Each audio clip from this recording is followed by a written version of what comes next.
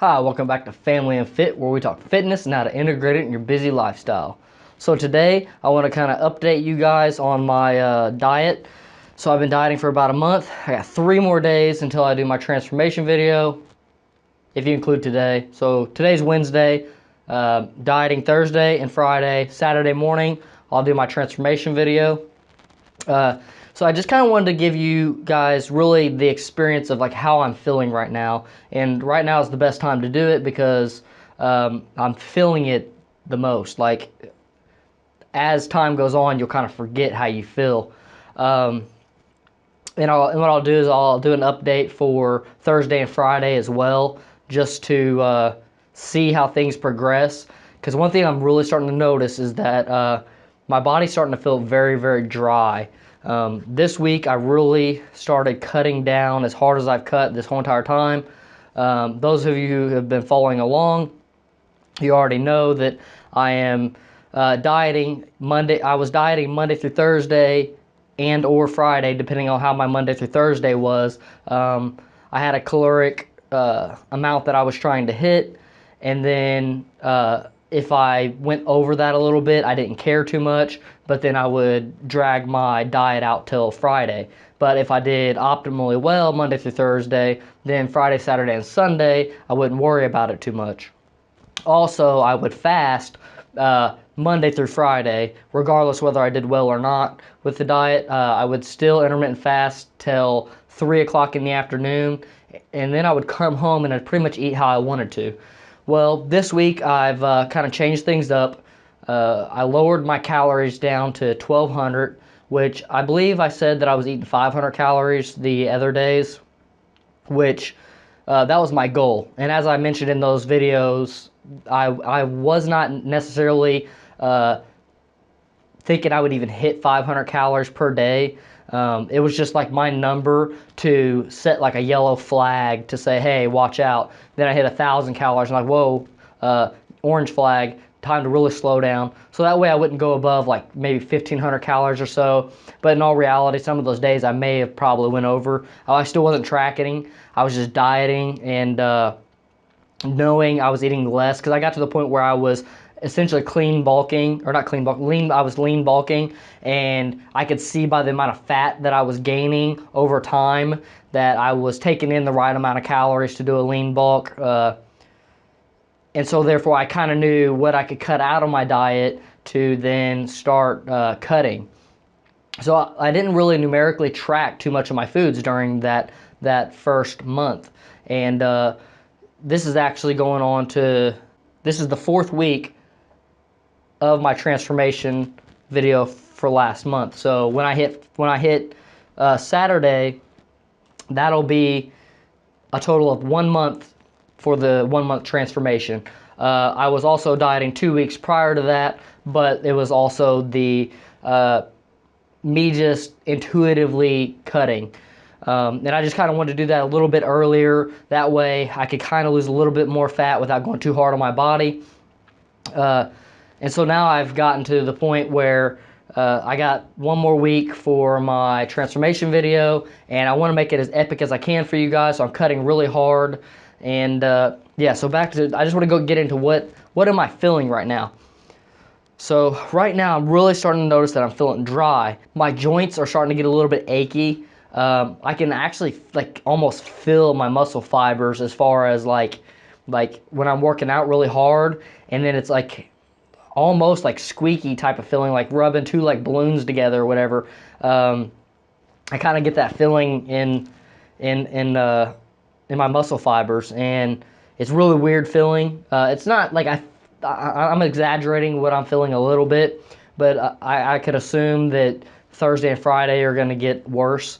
One thing I'll notice, or that I've noticed like yesterday, which was Tuesday, after I did 400 calories worth of cardio, I started noticing that I was even, it was even worse. So like right now it's not that bad, but I guarantee you after I do tonight's cardio, because I haven't went to the gym and hit my cardio yet, that it's going to be even worse. And one thing else that I'm starting to notice is that I'm feeling a little bit lightheaded, kind of like maybe like somebody would be having if they had blood pressure issues. And it's not very extreme at all, but I do feel it hesitantly, and sometimes like whenever I'm walking around, like and I go from like one room to the next, I kind of have like a weird feeling. If any of y'all have intermittent fasted at all, and it's like your first few weeks of intermittent fasting, whenever it gets like deep into your intermittent fast, and it's almost time to eat, but just before you eat, you kind of get that like weird feeling. It's kind of how I'm feeling, even though I've consumed all my calories for the day. I think I'm just to the point where my body's been depleted and been depleted very hard. I'm mainly going this hard for you guys and to just give y'all a good transformation. I wouldn't advise somebody to cut this hard, but one of my schemes of the way I'm going about things is for me to cut down as fast as I can. That way I can go into a bulk again. I essentially want to try to bulk for the most of the summer and just do like little mini cuts where I diet for a couple weeks throughout the summer. That way I can essentially be in a bulk for a longer stretch of time and go into staying lean enough for the entire summer, but then whenever fall starts to hit, I'm already in my bulking phase and already made some progress in that manner, so that way I can progress on through the winter and just maximize my bulking this next year. And it's kind of really strategic the way I'm going about doing this, and that's why like this isn't something I'd necessarily advise for somebody. It's because of the strategic way and the plan that I got of going about hitting this next year's bulking season and just overall my fitness journey. Another thing is that Saturday I'm gonna do a 10,000 calorie challenge. I've been wanting to do one for a while. I was gonna do one right when I first started cutting, but I didn't want to add any extra fat right before I was trying to cut. So I'm gonna go ahead and hit that 10,000 calorie, take y'all through that.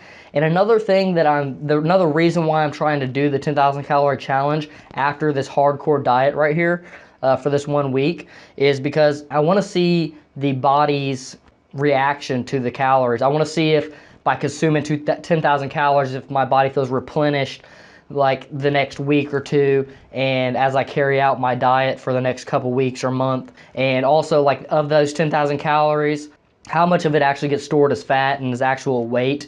So it's like what, 3,500 calories for a pound of body fat. And so if I eat 10,000 calories, you're looking at what, probably 2 pounds of body fat. So I should gain about 2 pounds, which that'd be 7,000 calories. And then if I burn 3,000 calories that day with lifting, cardio, things of those manners, and just overall intake, it might be close to maybe 7,500 calories that go onto my body as fat. But I also want to see that because of my depletion of my diet,